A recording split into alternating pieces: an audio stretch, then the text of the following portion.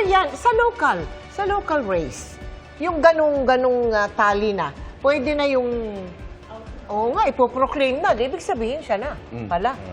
No? Mas madaling masabi pagka-local, no? Professor? First of all, show us, please, the percentages. Yes. Of the voters, Yes. the voting population Yes, in that area. Yes, that's right. That's right.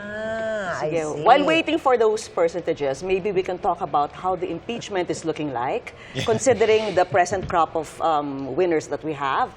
Do you think Sara will be able to get the 9 senators she needs to survive politically? Because I understand, you need 2/3 to impeach. So Sara would basically need 1/3 plus 1 to stay alive. Yeah. So, And to avoid perpetual disqualification from public office. She's already impeached. Yeah, she's Yes, already yes. impeached. It's the trial that's The trial. Convicted, yeah. To be Yes. convicted. She needs 9 senators to be acquitted. Yes. Yeah. How many does she have in the current 9 crop to be of senators? convicted. She has Not acquitted, sir. Acquitted. 9 to be acquitted. Yeah. Yes. 9 senators have to say, yeah, she's not guilty. So then it's done. Right now, it's much closer than everyone thinks because the opposition has actually grown in this. If the trends continue, there are more opposition members of the Duterte opposition who are now and aligned with the Duterte, who are with the Alianza but aligned with the Duterte on the impeachment. So, Professor, looking at this one, she has 4. You Yeah. would say she has 4, right? She probably has more than that actually now. So From the new batch. It's from the new batch. So it's likely it's it's Who going would to be that- harder to impeach her Who now. would those be? Well, right now Bongo, we have yung Bato de la Rosa. and then you have Marcoleta, And who's a maybe lawyer, I- who's yes. going to probably be a vocal defender of the vice president. They've already said that they're Tapos si they're Camille against. Villar po. And we don't know how that's going to be, no? Is it safe to assume po na dahil in-endorse nga siya ni Vice President Sara Duterte that, she will vote in favor of Sara? We know we don't want to preempt. These are going to be senator judges, Yes. no? But the politics of it seems clear. I mean, at least the vice president articulated it when she endorsed them and made them part of the opposition ticket a few days ago. That there's an intent, not just to push an agenda forward, but also to help in the Tsaka, impeachment. Prof, yeah. pag nakita na natin yung final composition ng bagong Senado yan, siyempre magkakaroon pa ng Realignments, posible na realignment, shifting ng alliances. Halimbawa, yung last-minute endorsement ng PDP laban kay Camille Villar Yes. at Amy Marcos, hindi natin alam kung kasi Ano yung dati effect alyansa nun? sila. So, paano ba magiging mabilis yung But to be fair, we pagbago ng can't agos. preempt. I can't talk for them, yeah. But but the political alignments seem to be in place for a possible acquittal. That's my own view. It's not Octa's view. It's just my personal view of things. Looking at the politics of the positions of these different people. It will be much harder now to impeach her, given where the makeup of this. If the trends continue and this is how it's going to come out. Yeah, but then again, the impeachment is a process. There's going to be a trial, and we can't preempt the judges. If there's new evidence, maybe their decisions will change. Malayo pa, marami pang pwedeng mangyari. Oo, As a professor, Let me say, she's already impeached. Opo. yes. Okay. It's the trial that has to come about. Yeah. Now, the impeachment is actually a popular impeachment because we have generals and Yeah, that's true. Opo. And that's the only thing. It's the conviction Yeah. that is an issue, and that's decided by the Senate.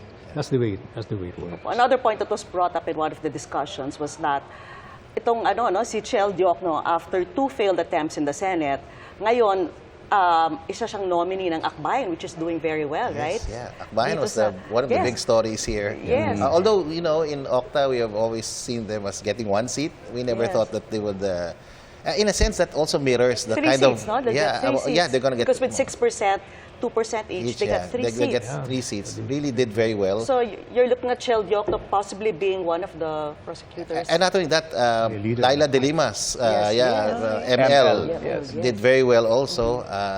So these are the things. So these are these elements of change. No, of course, the election when you look at it, parang wala masyado nagbago. Political dynasties pa rin, pamilya pa rin, yung mga clans. No, Pero may mga narratives ng pagbabago na I think we can all be happy, no? Kasi dahil yung mga botante natin nagbabago eh.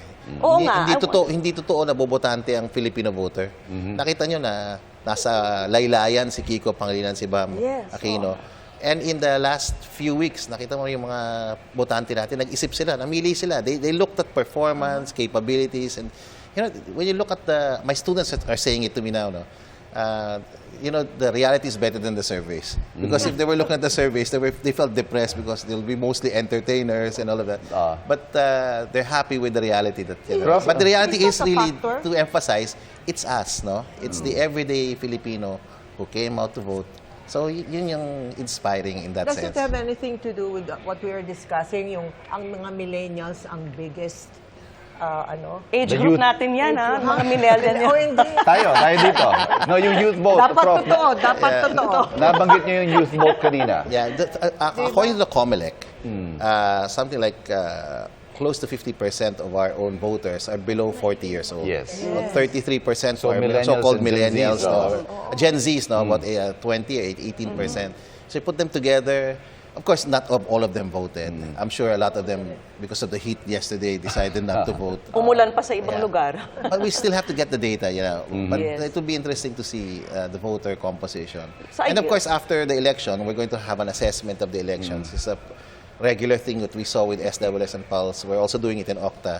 So all elections, we have a special probe just to assess. And let's So, see what came out. Yeah. Kung karamihan ng mga voter natin, Gen Z, Gen X, Millennial, I guess mag-iiba rin yung campaign strategy, no? So, Yes, what are we looking at? How has that changed now? Parang mas maraming social media.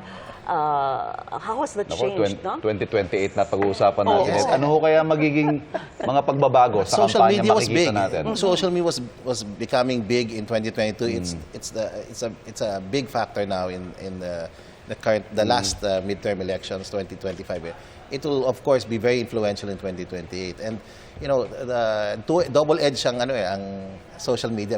Pwede siyang gamitin siyang force for information and disinformation. Pero Prof, and a lot of nakita- candidates used it for both. May nakita ako observation, mas discerning na raw yung social media users ngayon, this elections particularly, dahil sa dami ng mga kumalat na fake news, disinformation, ito pa rin na naging-resulta. Ibig sabihin yung mga kabataan, yung youth vote nga, yung Gen Z millennials, mas naging discerning sila. Wala sa kaming social data media to consumption, actually back that up, the statement up. But it will be nice to know, no, if they actually are discerning. But I base my personal opinion on the fact that Bam and Kiko won. They came from a very low base of support and suddenly surged, no. So, you know, one is that that movement, that part of the opposition is actually alive, no, and kicking. Many thought it was, you know, broken apart on the, in decline, but actually they came forward and came up with all those votes, no. And of course, then the Duterte opposition is still alive and kicking, no, and very, very strong in certain places.